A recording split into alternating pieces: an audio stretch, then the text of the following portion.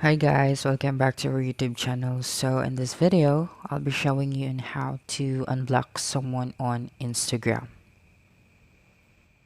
Now, the first thing that you need to do is just to open your Instagram application on your device and then tap on your profile picture at the bottom right corner of your screen. Okay, now tap on the three horizontal line at the top right corner of your screen.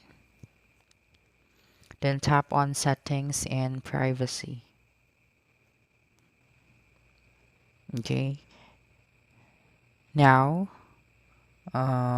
scroll down and look for the who can see your content and then tap on the block option. Okay, that one. Then down you can see the people that you have blocked on Instagram, so just unblock them. Tap on the unblock option at the right corner, then confirm to unblock that person, and that's it. You have unblocked someone on Instagram. So don't forget to subscribe to our YouTube channel for more video tutorials in the future. Bye bye.